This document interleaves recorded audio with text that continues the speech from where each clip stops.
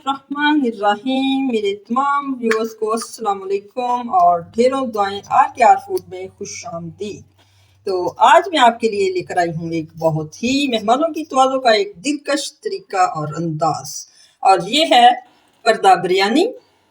देखने में इंतहाई खूबसूरत और मुनफरद और बहुत ही खुशबूदार और जायकेदार।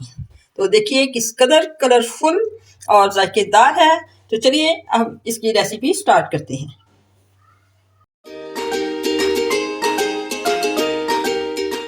बिस्मिल्लाहिर्रहमानिर्रहीम। तो जी सबसे पहले जो है हम पर्दा बिरयानी बनाने के लिए गोश्त की मैरिनेशन स्टार्ट करते हैं, और इसके लिए मैंने 1 किलो जो है वो बीफ लिया है। आप इसकी जगह मटन या चिकन भी ले सकते हैं, सिर्फ उनके जो गलने का टाइम होगा उसके ड्यूरेशन में थोड़ा फ़र्क होगा। और बाकी जो मसाला जात हैं उन्हें आपने बड़े गौर से नोट करना है और हर चीज़ को अच्छी तरह से आप तफसील से नोट कर लीजिए। तो मसालों में जो शामिल है मेरे पास 1.5 टीस्पून नमक, 2 टीस्पून जो है वो लाल मिर्च, 1 टीस्पून हल्दी, 1.5 टीस्पून गरम मसाला, 1 टीस्पून ज़ीरा। इसके अलावा जो खड़े मसाले हैं उसमें ये 2 बादियान के फूल हैं, 3 अदद लौंग, 4 से 5 इलायचियाँ और 10 दाने जो हैं, तकरीबन 10-12 दाने जो आलू बुखारे के, खुश्क आलू बुखारा जो है, और 1 तेज़पात है। तो ये सारी चीज़ें जो हैं वो हम मैरिनेशन में ही शामिल कर लेंगे। इसके साथ ही जो हम इसमें मैरिनेट करना शुरू करते हैं, 1 कप जो है वो दही का शामिल करेंगे। दही के साथ ही 1/4 कप जो है ये ब्राउन की हुई प्याज, ये भी हमने इसके साथ ही शामिल कर देनी है। इसके साथ हमारे पास 1 टेबलस्पून लहसुन की पेस्ट और 1 टेबलस्पून जो है वो अदरक की पेस्ट है, तो ये भी इसमें शामिल कर देनी है। और तमाम मसाले जो हैं हम एक साथ ही शामिल कर देंगे।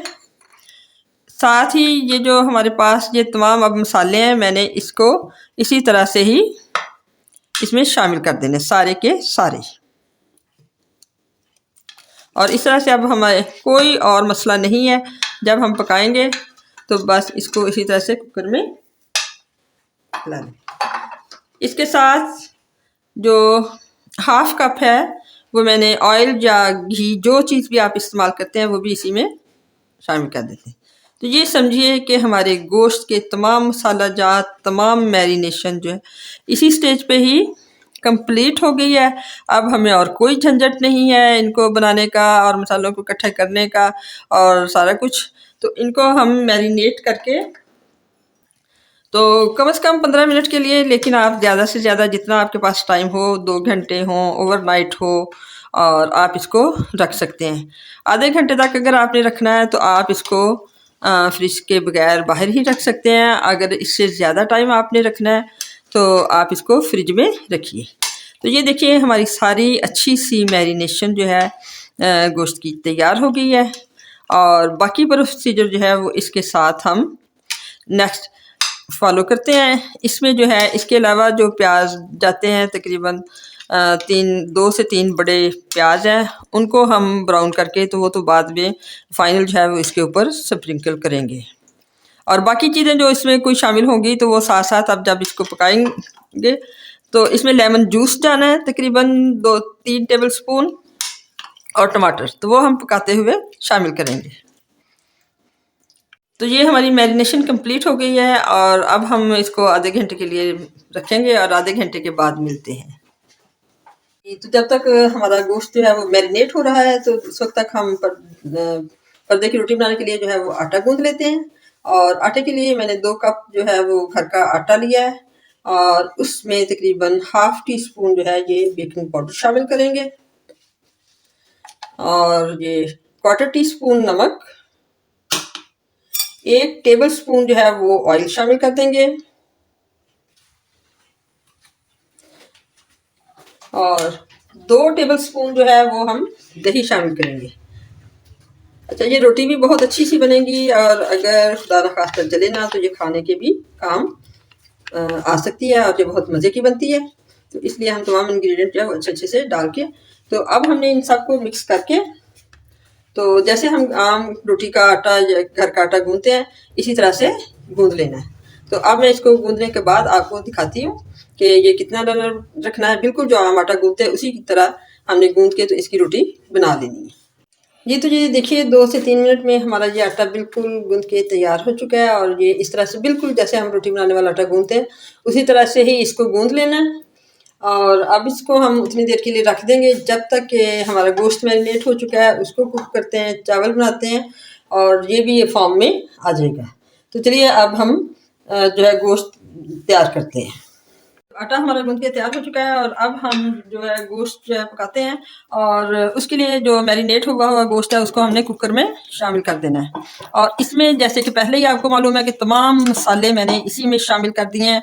आधा कप घी भी इसी में शामिल कर दिया है और अब इसमें टमाटर शामिल करेंगे और इसको तकरीबन हम 15 मिनट में ये गल जाता है। इसके अलावा मैं हमेशा कहती हूँ कि हर किसी के कुकर का अपना हिसाब होता है और पानी का अपना हिसाब होता है। उन्हें पता होता है कि हमारे यहाँ कितनी देर में गोश्त गलता है, तो आप उसी अंदाजे से सारी चीज़ें कीजिए। और ये तकरीबन 15 मिनट में हो जाएगा। इसके साथ मैंने ना टमाटरों की पेस्ट बना ली है। ये तकरीबन 5 या 6 अदद टमाटर थे, तो उनकी मैंने ये पेस्ट बना लिया है। इसमें भी कुछ पानी शामिल हो गया है। तकरीबन ये इसी पानी में ही गल जाएगा, लेकिन एहतियातन मैं इसमें तकरीबन हाफ कप पानी जो है वो और शामिल कर देती हूँ। हाँ, ताकि नीचे लगने का एहतमाम ना रहे। पानी तो थोड़ी देर बाद भी फिर हम ड्राई भी कर लेंगे, लेकिन 10 से 15 मिनट क्योंकि इसे स्टीम आनी है तो ऐसा ना हो कि पानी कहीं नीचे लग जाए। तो अब ये सारा इसी तरह से हमने ऊपर चढ़ा देना है। हरी मिर्चें और लेमन जूस जो है वो इसमें बाद में शामिल करना है, वो आप हमारे साथ लिए। मैं आपको बताती हूँ कि किस स्टेज पे वो शामिल करना है। इसके अलावा कुछ प्याज जो है वो मैंने ब्राउन करके इसमें शामिल कर दिया। बाकी ये प्याज है, तकरीबन बिरयानी इतनी में आधा किलो प्याज तो डाल ही जाता है। इसको मैं 1/4 कप घी में ब्राउन कर लूँगी और वो घी भी इसमें शामिल हो जाएगा। और बाकी का प्रोसीजर जो है इसके साथ साथ हम चावल वगैरह बॉयल करते हैं, वो बाद में आपको दिखाते हैं। जी तो ये देखिए गोश्त अब हमने इसके ऊपर चढ़ा दिया, तो देखिए पानी तो इसका खुद ही इतना काफ़ी हो जाएगा दही और टमाटरों का। इसमें मैंने कश्मीरी लाल मिर्च शामिल नहीं की, दूसरी मिर्च भी काफ़ी लाल थी, लेकिन फिर भी मैं थोड़ा सा रेड फूड कलर जो है वो इसमें ऐड कर रही हूँ ताकि हमारा अच्छा सा कलर आ जाए। और अब हम इसको बंद करेंगे और 15 मिनट के लिए जो है वो स्टीम देंगे। अब इसको कवर लगाकर हम 15 मिनट के लिए जो स्टीम आने के बाद, सीटी चलने के बाद जो है वो 15 मिनट तक काउंट करेंगे टाइम। जी तो जब तक हमारा जो है गोश्त तैयार हो रहा है उस वक्त तक जो हम चावल तैयार करते हैं। और ये तकरीबन 1 किलो गोश्त है और उसमें मैंने 750 ग्राम, पौना किलो जो है वो चावल ले लिए हैं। और चावलों के लिए 1 किलो गोश्त में 1 किलो भी चावल डाल सकते हैं। गोश्त थोड़ा कम या ज़्यादा हो सकता है, बराबर तो ज़रूर होना चाहिए। और पानी की जो मिकदार है, जो जब हमने वैसे पुलाव वगैरह में डालना होता है तो हाफ से थोड़ा डबल से हम थोड़ा सा कम रखते हैं, लेकिन जब हमने इसकी पिच उतारनी है और ये बिरयानी वगैरह के लिए तैयार करना होता है तो इसमें तकरीबन 3 गुना पानी, और उसी हिसाब से हमने तकरीबन 3 गुना जो है वो इसमें नमक डालना होता है। और बाकी जो चीज़ें हैं, ये मसाले जो थोड़े से डालते हैं, ये दालचीनी है, बादियान का फूल, तेज़पात और थोड़ा सा ज़ीरा, ये भी डाल देना है। तो ये देखिए नमक की मिकदार कितनी ज़्यादा है।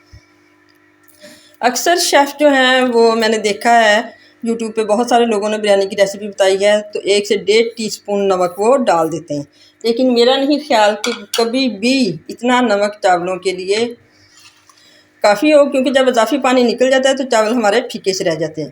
परफेक्ट नमक के लिए यही है कि अगर आप 1.5 चम्मच नमक डालते हैं इतने चावलों में तो तकरीबन 4.5 चम्मच, 3 गुना आप उससे ज़्यादा नमक डालिए, फिर जो है वो परफेक्ट नमक आएगा। तो ये मैं आपको एग्जैक्ट रेसिपी बता रही हूँ, इसको फॉलो करेंगे तो इंशाल्लाह आप बेहतरीन बिरयानी तैयार करेंगे।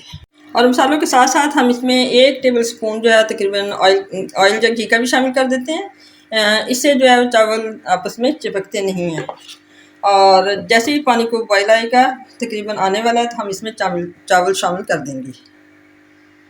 जी तो ये देखिए पानी को बॉयल आने लग गया है और अब मैं इसमें चावल शामिल कर रही हूँ। और चावलों को मैंने तकरीबन आधा घंटा पहले ही भिगो दिया था। ये सुपर और अच्छी सी बासमती के चावल हैं। 750 ग्राम मैंने जैसे आपको बताया, ये पौना किलो चावल है। तो ये सारे चावल शामिल करके अब हमने इसको फुली नहीं पकाना, जिसको कहते हैं एक कनी सख्त हो, या जिसको 90% कुक करना है, क्योंकि कुछ चावल जो है वो हमारे दम पे भी होने होते हैं। तो ये अब जब कुक हो जाएंगे तो फिर आपको दिखाते हैं कि कैसे आपने चावल तैयार करने हैं।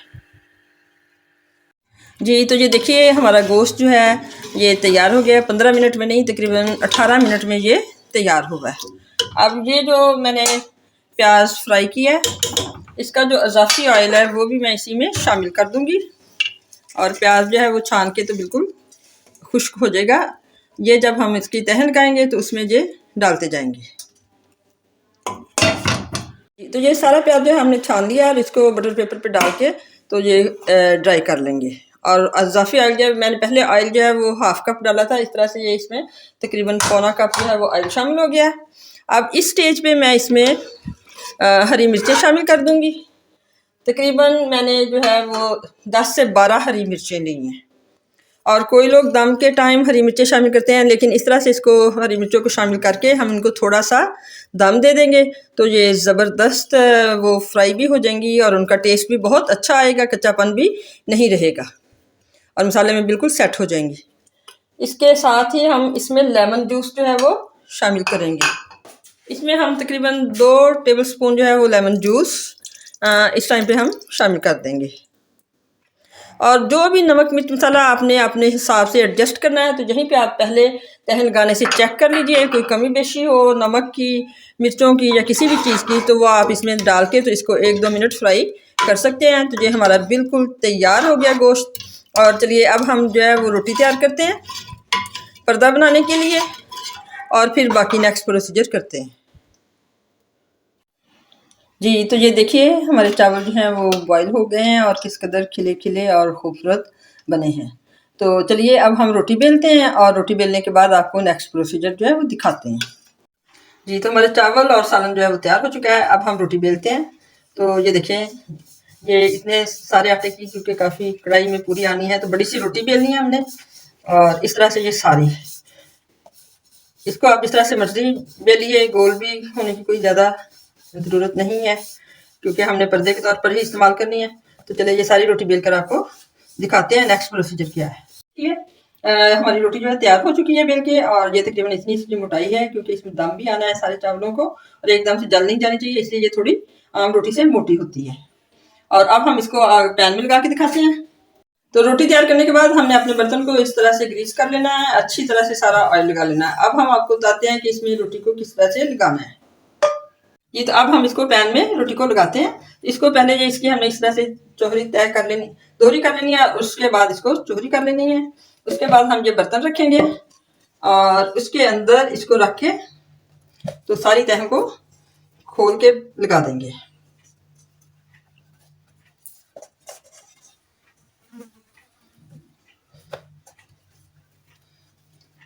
हमने सारी कढ़ाई में रोटी को अच्छी तरह से लगा लिया है। इसको इस तरह अच्छी तरह से दबा के साथ साथ चिपका देना है ताकि फटे ना कहीं से, और ये किनारों से बाहर बड़े साइज में होनी चाहिए क्योंकि ऊपर हमने इसको फोल्डिंग करनी है। अब सबसे पहले हम नीचे थोड़ा थोड़ा सा धनिया और पुदीना डालेंगे, और उसके बाद जो है चावलों की एक लेयर लगाएंगे। बाकी तो प्रोसीजर वही है जो बिरयानी का होता है, लेकिन इसकी खूबसूरती और एक अनोखे स्टाइल की जो ग्रेस है वो अपनी ही आती है। और इंशाल्लाह मेरे तरीके से जब आप ये बिरयानी बनाएंगे तो बिल्कुल परफेक्ट बिरयानी बनेगी। चावलों में, सालन में, हर चीज़ में आप मेरे नमक मिर्च की मिकदार को फॉलो कीजिए, तो फर्स्ट टाइम में भी आप इंशाल्लाह अच्छी बिरयानी बना लेंगे। जब हम चावल कुछ देर रखते हैं तो इस तरह से हो जाते हैं, तो उन्हें आहिस्ता आहिस्ता हाथों से अलहदा अलहदा कर लीजिए। अब चावलों की तय लगाने के बाद इस पर हम सालन की तय लगाएंगे।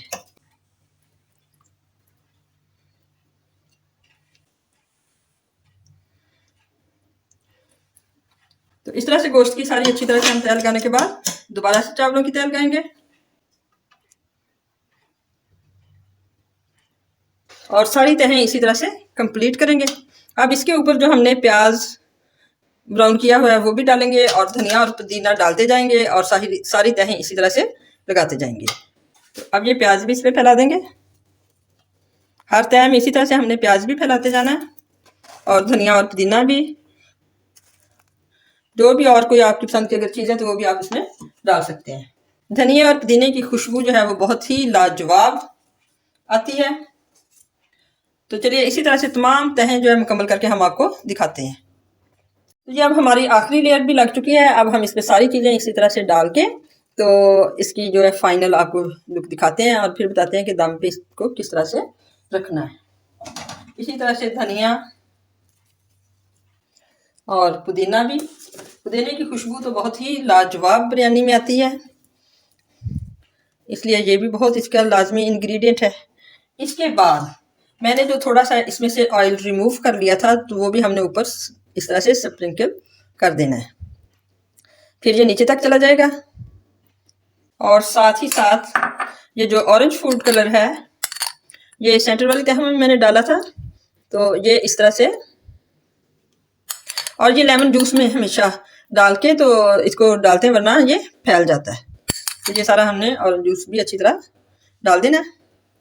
अब इसको हमने बंद करना है। तो बंद करने के लिए ये इसको इस तरह से